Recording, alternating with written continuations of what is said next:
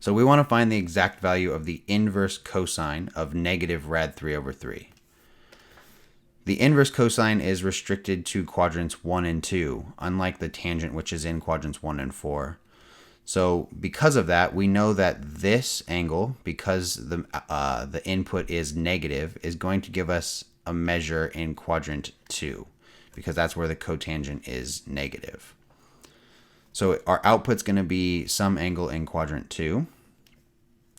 So remember that this just means the cotangent of theta is equal to negative square root of 3 over 3, and we're trying to figure out what angle makes this true. So the cotangent we know is the reciprocal of the tangent, and the tangent is y divided by x. So that means that the cotangent is the x coordinate divided by the y coordinate. So we need to figure out which quotient is going to give us a value of negative rad 3 over 3.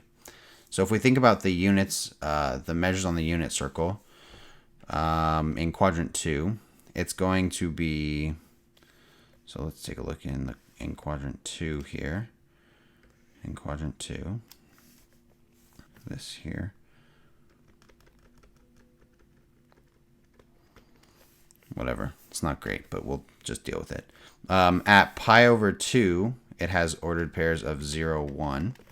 At pi, it's negative 1, 0. And then at 3 pi over 4, it's square root of 2 over 2, negative, and then positive square root of 2 over 2. Now we know that if we're talking about x divided by y, 0 divided by 1 is 0, so that's not going to be negative rad 3 over 3. Negative 1 divided by 0 is undefined, and negative rad 2 over 2 divided by positive rad 2 over 2, that's going to be negative 1. So it's not going to be pi over 2 pi or 3 pi over 4, which leaves us with these two possible coordinates. We have negative 1/2, comma, square root of 3 over 2, which is going to be at 2 pi over 3, or negative rad 3 over 2, comma, 1/2, which is at 5 pi over 6. So let's take a look at these quotients. So if I try x divided by y at 2 pi over 3, negative 1/2 divided by square root of 3 over 2, what does that give me? Well, we keep the numerator, so negative 1/2, and we multiply by the reciprocal of the denominator, 2 over the square root of 3. These cancel, and we end up with negative 1 over the square root of 3. If we rationalize, we get negative square root of 3 over 3. So actually, that works out. This happens to be the value of theta equaling 2 pi over 3.